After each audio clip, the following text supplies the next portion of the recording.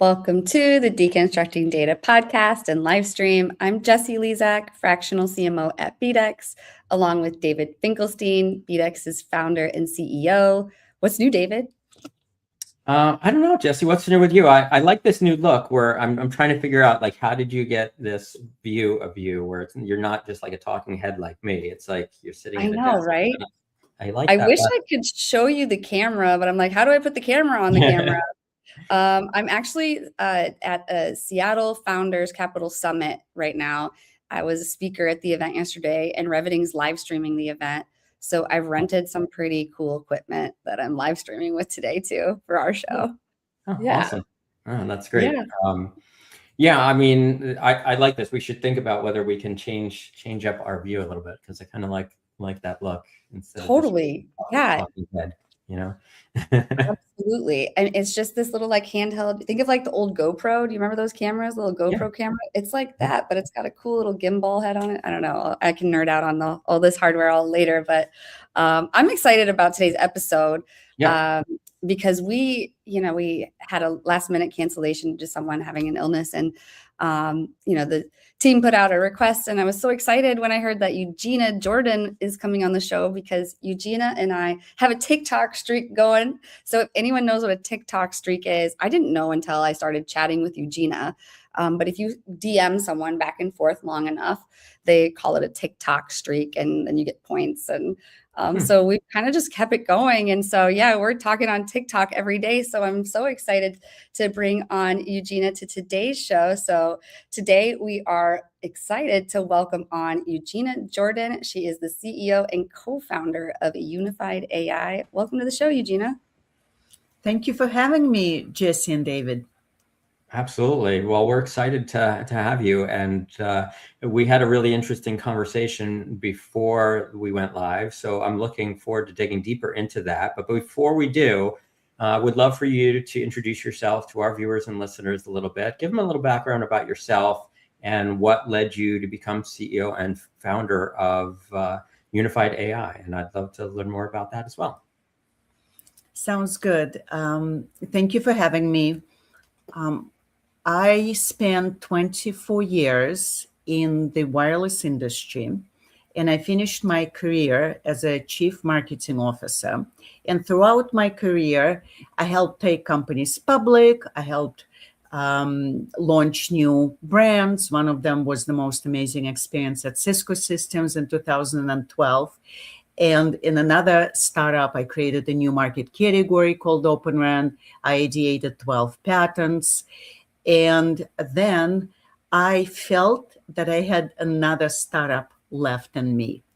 And I was looking for a problem that I can solve. And what I realized, and that's what we were talking about backstage, is small to medium-sized businesses and enterprises. They have a lot of tools in their tech stack. Sometimes it's as many as 10 to 15. It's your QuickBooks, it's your HubSpot, it's your ChatGPT, Excel, Gmail, or Microsoft. And none of those tools talk to one another. So customer experience suffers because customer deals fall through. Invoices don't get paid. So we build a platform for non-technical people that connects all those apps and gives small business owners, founders like me, ability to understand what's going on with their business across those pillars: revenue, cash, and customer, in simple ways. And that's what we do. We're launching in 4 weeks. That's awesome. That's exciting. And it's exciting for us to sort of be a small part of your launch and help get the word out there as well. And as I said, before we went live, when you described that, what Unified AI does, I immediately saw an opportunity for us as a customer, because we're constantly dealing with those kinds of things where systems are not talking to each other.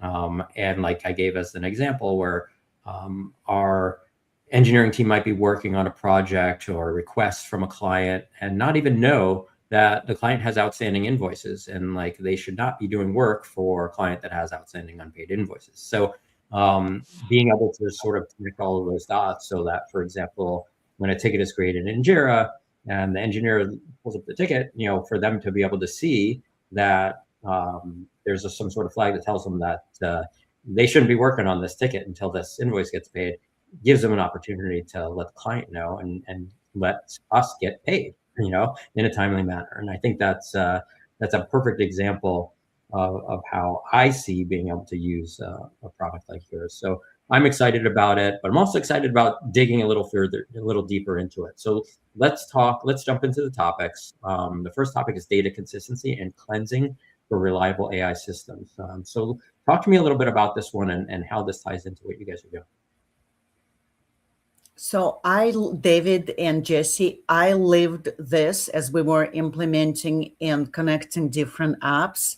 I lived that nightmare because when you work with different apps, some different companies might call a customer record a customer. Other apps might call it a client record. It's the same thing. It's a customer. Mm-hmm. So, and that's the biggest challenge, normalizing that data, understanding that different words might mean the same thing. And it's important to understand what type of data needs to be cleansed. So if I looked at the steps, how we did it, and I do webinars for TechTarget, and I advise enterprise customers and IT customers how they should do data organization and cleansing. You want to do assessment. You want to assess your business tools and then identify the workflows that you want to either automate or you want to bring AI into, or both automation and AI. And once you identify those workflows and the tools, you want to identify the data, because if you're automating, like we were talking, from email into your CRM, on email, it's unstructured data, it's an email from a customer. So there need to be understanding where you're going to store that customer information. It will go into CRM. And then you might want to, based on the intent in email, you might want to run a campaign.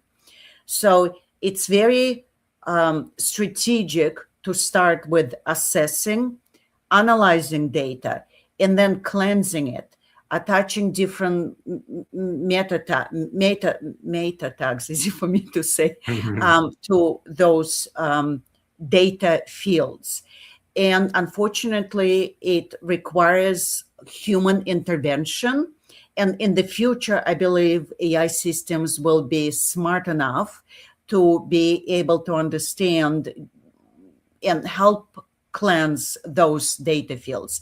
And once this is done, once data fields are unified and tagged, then you can start implementing AI, putting automations in. And I, again, suggest you take one workflow, you do it for one workflow, and you see if it's working.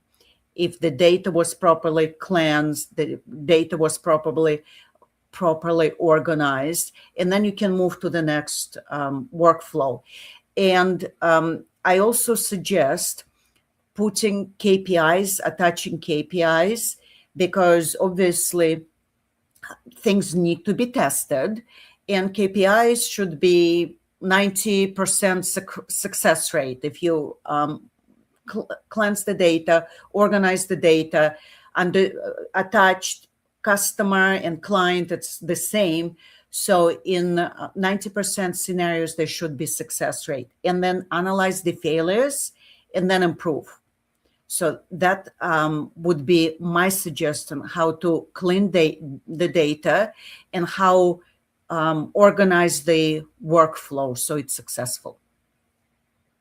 Yeah, it's you make a great point in the fact that AI is making this a lot easier today, because before AI was so readily available, I remember having clients in the automotive space, and it's an interesting space because when you're dealing with different vendors of data in automotive space, some use the term automotive, some or automobile, some use car, some use vehicle. And so like there's so many different terms, and we would have all of these data taxonomies that didn't line up because all of these different terms. So we had to create this mapping to enable our systems to be able to communicate with each other. But today, like most recently, like we've built an AI interface to data segments where you can literally type in, I'm looking for data segments relating to BMW automobiles, and it'll find all those segments that are labeled as car or vehicle, just because the AI has the knowledge to understand automobile, car, vehicle. They're all the same. So it's definitely come to a point now where data cleansing and being able to create consistency in data is a lot easier because of AI. This was a lot more challenging in the past. Definitely. Mm-hmm. Yeah. What would you say is the most like actionable advice you could give to a small to medium sized business or even an enterprise that is getting started with a data cleansing project? Like, what do they need to do to make that happen? And maybe that gets us into the next topic, which is structured versus unstructured data. But what actionable advice would you give them? It's a really good question, because bringing AI for the sake of AI, because AI is everywhere right now, generative AI, it's not the right way of doing things. So you need to, I'm going to go back, you need to identify workflow. Like, for example, David said, let me build on that workflow. You're searching for BMW cars, and it will come up. So, and the workflow might be find the BMWs certain year with the recall, so you can email customers on the recall. So, and then see how many customers came to the dealership for the recall. So this is a workflow. So you cleanse the data, because some of those records, if they especially 10 years old, they might be using different terminology. So identifying the workflow and then cleansing that data as a part of the workflow, and then measuring the outcomes, how many customers came to the dealership. That's the key, because again, cleansing data for the sake of cleansing, it's not helpful. Yep, that makes perfect sense. Yeah, I've never heard anyone explain that before. I always thought it was always good, it's like cleaning the kitchen. It's always good to clean the kitchen, right? Like cleansing data, we shouldn't always cleanse the data, huh? Nope. Okay. Good to know. Well, structured versus unstructured data strategies for enterprise AI. I remember when I first started working with BDEX, one of the first blogs I ever wrote, this was 3 years ago when we were still doing a lot of blogs, was about structured versus unstructured data. And it really is sort of like, I feel like a baseline part of data that most, I don't know, maybe marketers, obviously the data engineers are thinking about it. And it's just like a common everyday thing. But like, what would you say to, the marketers and all of this? And as you kick off this topic, that's what I'm really curious you would say about structured versus unstructured data strategies for enterprise AI. So again, I've been living structured, unstructured data and trying to understand how it works as we're building our product. So what's interesting about unstructured data, and let me give you an example. Unstructured data is your email. So what's interesting with unstructured data in your emails, it always shows the intent, because humans write those emails and there's tone. So let's say you have a customer X, and a customer is in the CRM, and that which is structured data. There is fields, name, email address, amount, deals closed, and whatnot. So it's all nice, clean, structured. And then you start a campaign with that customer, and then the customer doesn't reply to the campaign email, the customer, she or he, replies to the CEO, because the CEO, it's a smaller company, they sold that product to the customer. And the customer replies saying, I know I got the email from you about having upgrades. I'm not happy with what's happening in my system right now. Customer never opened up a ticket. Customer never complained. But it shows in that unstructured data and email that the customer is not going to renew. And it didn't come to the email that goes into the CRM. He didn't reply, or she didn't reply to the campaign. They replied to a human. So that's why marketers need to pay a really close attention to that unstructured email, to replies on social comments, because that's unstructured data as well. So if I would classify structured and unstructured data, unstructured data, it's humans expressing their concerns, expressing their thoughts, their how they interact with the brand. So, and there are tools, there are social listening tools that capture that. There are emails tools. And that's why it's very important to make sure that unstructured data, where customer shows intent, frustration, happiness on social or in email, connects to structured data. Because we want, as you know, CEOs or marketers, we want to keep our customers happy. Mm-hmm. Yeah, definitely. Yeah, I think what you're saying is that it's important to have a strategy for both, right? And making sure that the two can interact together, right? So that, you know, all that unstructured data needs to be connected to the structured data, so that you know who the client is and so on. But at the same time, you need to be monitoring all of that unstructured data. And I think that's really interesting to think about, like understanding your customers, what they're doing, you know, what they're saying on social media. It's really interesting because there's so many people that talk about their, you know, the products that they use online in social media. And I think that a lot of companies probably don't look at that data, and they don't know what individual, they might know overall what people are saying about their products, but they might not look at it at an individual level and see that there's a segment of existing customers that are saying this versus another segment of existing customers that are saying that. Some may be happy, some may not. And there may be specific reasons why some are happy and some aren't. And if you're not monitoring that and understanding it at the customer level, as opposed to looking at it as a whole, then you're not getting the full picture, and you're not able to service those customers, their needs properly. 100%. And there's such thing as dark social. Mm-hmm. So it's, when a customer takes a screenshot of something and then puts it in Teams message or in Google chat to another customer, and that could not be captured. So, but that dark social could affect decisions. So, and that would be unstructured data as well. And I know there are tools. When I was a CMO, I looked at some of those tools, capturing those, you know, screenshots and that sentiment, because sometimes people would look at your post, they would read the white paper, but they would never like the post or comment on the post, but they might send a link, they might take a screenshot.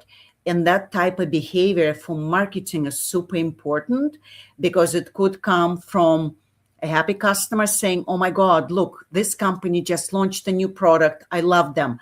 And you need to sign up. Or it could be a screenshot goes to another potential client. And it could be, look, they haven't serviced me properly, and now they're launching a new product. Yeah. Yep, Yeah, this is an important lesson learned right here, you know, because I mean, it's not something I've really thought about before, but you know, as we're the more we talk about it, the more I'm realizing, like, I see this all the time. Like I'm on LinkedIn, all the time, and I see people talking about products that they like, talk about products that they don't like. The importance of monitoring that, whether it's LinkedIn, Facebook, Instagram, it doesn't matter. Importance of monitoring that so that a company can understand, not just, like I said, not just globally, but at the customer level, who's happy and who's not. That's super important. This is really a great lesson to be learned. 100%. It makes me think of the field we have on our intake form. David, how did you hear about us? Where it's not a drop down. We let you write whatever you want. And that data can sometimes be very messy. We get a lot from it. I think it's, and that's where dark social gets captured, is by letting the people just talk. You got to get that unstructured data. So anyway, anything more on unstructured versus structured? I guess we have it structured versus unstructured data strategies for enterprise AI, Eugenia? So we can separate small to medium-sized enterprise and large enterprise. So I would look at it from the workflow perspective again. So let's say it's a finance workflow or invoice customer payment workflow, or there's a marketing workflow. Structured and unstructured data will be very different. With finance workflow, it will be mostly structured data. You send in, customer bought something, you send them an invoice, they pay, and then there might be a ticket or an email. So that workflow is very easy to automate and extract insights, assign KPIs. So bringing AI into this type of workflow is very easy. Marketers, as a former marketer, it's very hard to automate workflows where there is so many unstructured data aspects come in. Emails, social. So the workflow needs to be around customer journeys. And if we look at at the funnel, maybe on top of the funnel, it will be a little bit more structured. There will be emails and campaigns, and then there will be reactions.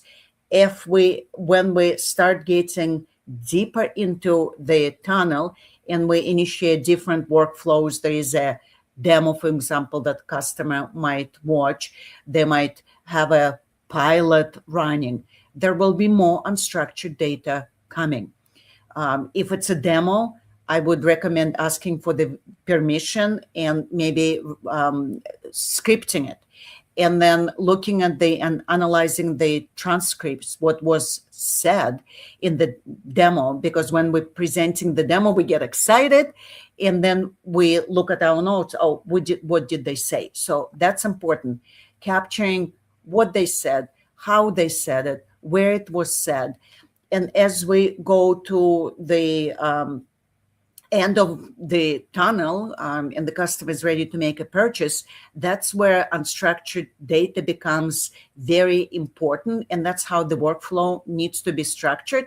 If there's a demo in the workflow, so we captured the lead is interested, then there's a demo. And this is where the unstructured demo and analysis comes in. And there are tools that would analyze the transcripts, analyze the emails, and then the customer makes purchase, and then again, unstructured part of the data process comes in. What did they say on social? If we send them the survey, what was in the survey?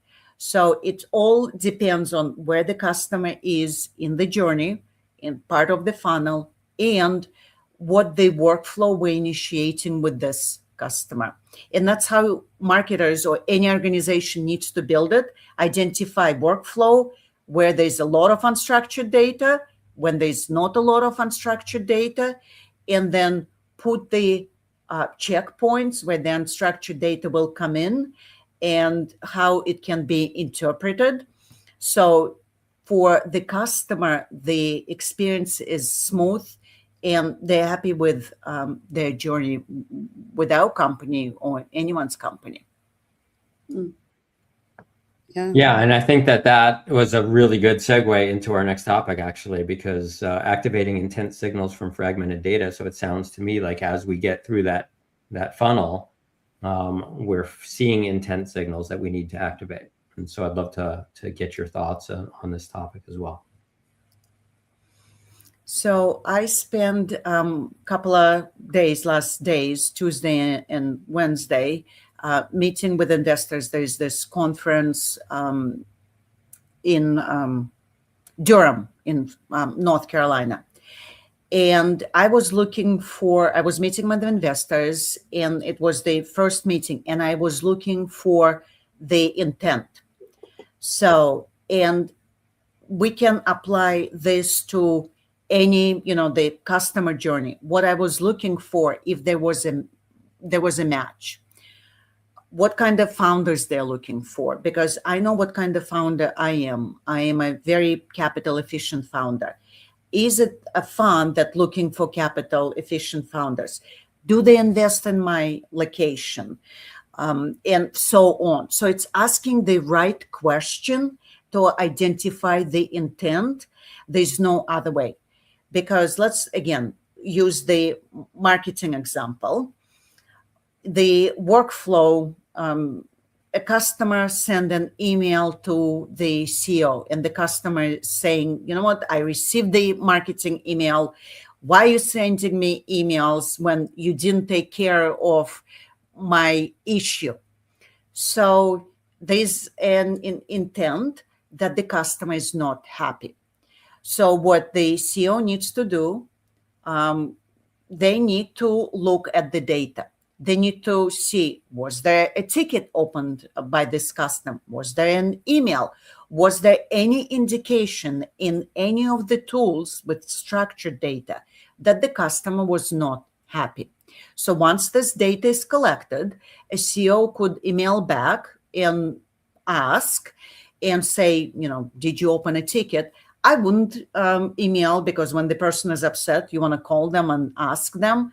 But if it's on email and if you want to capture the intent, you would ask those questions with the data points.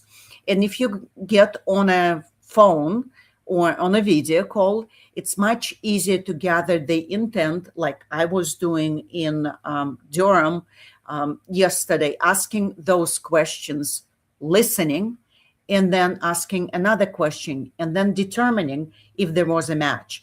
And same with the CEO, the example, getting on a call with the customer, understanding, okay, they didn't open a ticket, but they were upset. Did the ticket get lost, or they didn't open the ticket and they were just stewing?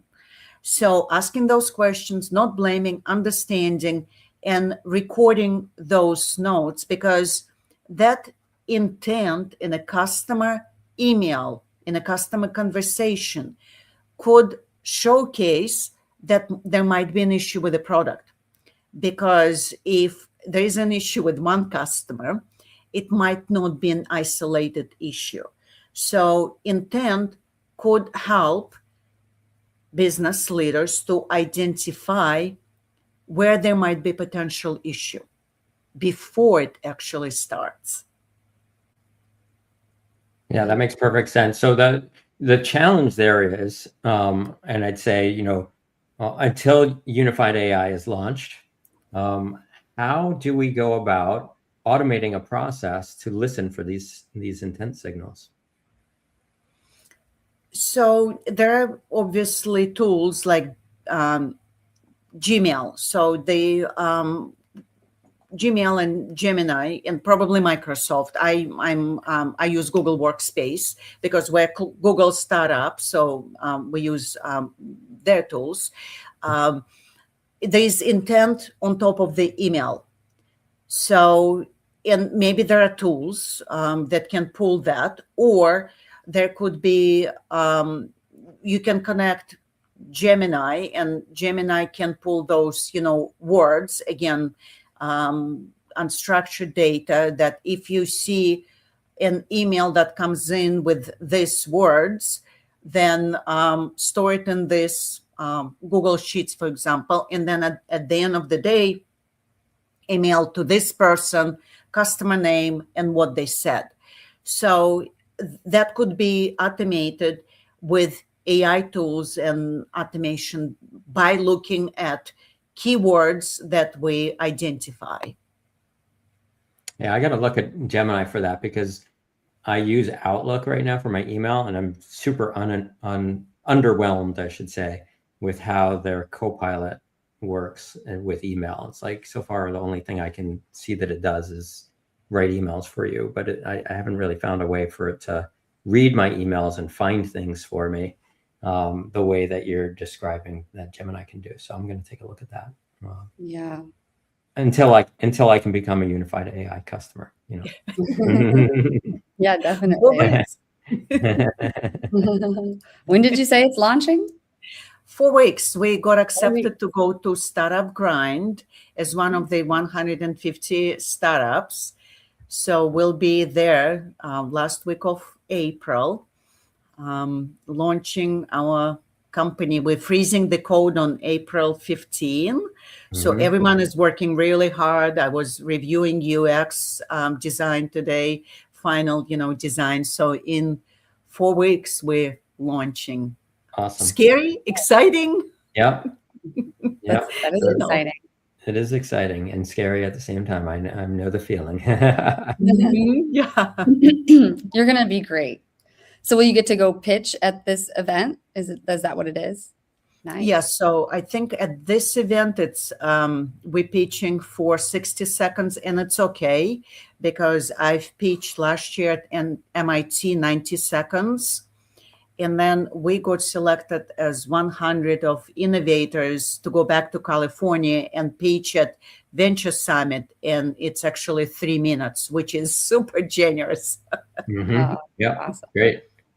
Cool. Yeah, I'm at an event right now, and that's the majority of what they're doing is like you get to see all these founders go up there and make their pitch. And I kind of wish it was down to 60 seconds or 90 seconds, but okay. How is it 5 minutes? No, they've been going about 15 minutes. Oh, wow. Yeah. Yeah, it's long. Yeah. But people are asking questions, and that's mainly why. So they get their pitch. Yeah. But anyway, anything more on activating intent signals? And I guess one thing I've been wondering too here is like, what would you say would be an example of one of those fragmented intent signals that you might notice? So fragmented data is data that sits in different buckets, and it might be in your support tickets. Oh, yeah. Because a support engineer might put notes. That's, again, unstructured data, and they might say, oh, this customer called, and I tried to solve it for them, and they hang up. Yeah. So, and then they close the ticket, because there is no action. So, and because it's a closed ticket, it's all hunky-dory, and it's not. Yeah. Right. So, or there might be an email that customer sent. So it's all that intent sits across different applications, or they might send a WhatsApp message, and WhatsApp is a different, animal completely. Yeah. Or they might comment on LinkedIn post saying, you know what, you post this video and the CEO is boasting about, the company. I'm not happy. Yeah. So, and it's more than social listening, because Jesse, as a, CMO, you obviously use social listening. It's customer intent listening across all our tools. And it could be, and the reason it's fragmented, because it sits across different departments. Normally, support never talks to marketing. And marketing, so they close the ticket because the customer hang up. And the next day, marketing might be running a campaign to that customer. And then the customer would say, and they would email the CEO. And then the CEO has to fix it. So if we captured that the customer called and hung up because they were so upset, and what we tried to fix it with that ticket, it wouldn't escalate if we read all those signals and intents that sit across all those fragmented systems. Yeah. I have that problem with Slack, because I have engineers that when they're helping a client with an integration, they create a Slack channel. And so now they're having a direct conversation with the client and the technical team on the client side, but none of that is going into Salesforce. So nobody in sales knows that this conversation is going on. No one in marketing would ever know that, obviously. So if there is an issue, no one on that team would even have any idea what's going on in that conversation unless they were invited to that channel. But even if they're invited to that channel, they then have to sit there and monitor that channel, because it's not in this unified location where sales is using Salesforce or whatever. So these systems need to talk together, talk better, and it needs to be more unified like that in order for that to happen. Absolutely. 100%. Well, we've got one more topic left. I'll transition us into that now. And this is something that we ask all of our guests that come on Deconstructing Data. And we're curious, what are some of your favorite tools in your tech stack, Eugenia? Really good question. And because I'm getting ready for the launch, I'm going to talk about the tools that we're using in this stage of Unified AI. We're relaunching our website in 2.5 weeks. By April 15, it will be relaunched.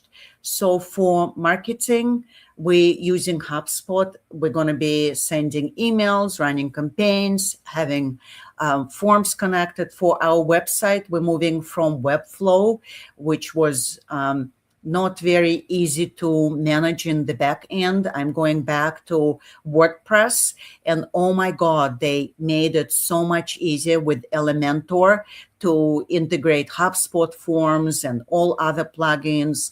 So I'm a forever WordPress girl.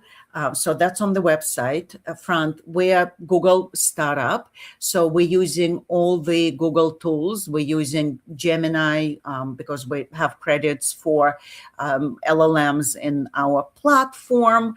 I use Gemini for anything else to help me review for consistency some of the documents I write. Though for emails, I always go to ChatGPT because ChatGPT is really good in fixing the tone. And I always ask, am I complaining too much in this email? ChatGPT is fantastic. So it's Gemini. And another Google tool that I just fell in love with, Notebook LLM. As a former marketer, it took me in the past days to create graphics, create videos, and my UX and UI designer, he's so talented. I'm so happy with the work he's doing. So he trained Notebook LLM on our brand, tone, voice, messaging, and we produced a whole bunch of graphics for the new website and videos in our tone and our voice. And in the past, it would take days and would cost a lot of money. And now Notebook LLM creates us this fantastic brand assets. So I'm truly, truly addicted. That's good to know. That's one I haven't tried yet. So I'm going to have to check that out. I made a note of it. I have a code if you want to, move to Google Workspace. I have a code for you. Send us the code. I'll check it out for sure. Yeah, definitely. Awesome. Well, we appreciate you sharing that with us today. That was excellent. Yeah, absolutely, Eugenia. Really appreciate this. And I guess, in closing, would you like to let listeners know how they can reach you? Absolutely. So Jesse already mentioned we're on TikTok. Eugenia Startup Founder, it's my TikTok channel. I post about AI and what it means for founders. Like, for example, the news yesterday, not yesterday, from a couple of days ago, Apple not allowing vibe coding apps into the Apple Store. It's very important for founders because they need to rethink their App Store strategy. So I post things like that. So TikTok, Instagram, I post some fun reels there, experience, and a little bit side of me. LinkedIn, obviously, I have the largest following across from other channels on LinkedIn, and I post different things on there. I have a YouTube channel I've been growing, and I'm excited that I posted something about Microsoft Health because they announced it 2 weeks ago. And Microsoft Copilot commented, so my following shot up. So I post AI videos on there as well. So all the regular channels, Eugenia Jordan, picture, my face. And I appreciate people connecting with me, commenting on my videos, because I'm a one-woman show right now. I produce these videos, and here I edit them with Opus Clip. Oh my God, that's another tool. I love Opus Clip. Yeah. Incredible. Like, I can edit YouTube videos in there. I can edit TikTok videos. Like, I swear by Opus Clip. I tried other tools, and there's like, I'm forever Opus Clip girl as well. So, but that's where they can find me: LinkedIn, YouTube, TikTok, Instagram. Amazing. Awesome. Eugenia, this has been a wonderful conversation. Thank you so much for joining us today. I learned a lot. I hope our all of our listeners and viewers did as well. And I look forward to following you and communicating with you more in the future. So thank you again for joining us. Yes. Thank you for having me, David and Jesse. That's been a lot of fun, and nice to see you, Jesse, because we're going to keep that streak going. We are. Yeah, we're going for 100. We're almost there. All right. Well, yeah, thank you both so much. I'm going to go ahead and close us out with our video. See everyone next week.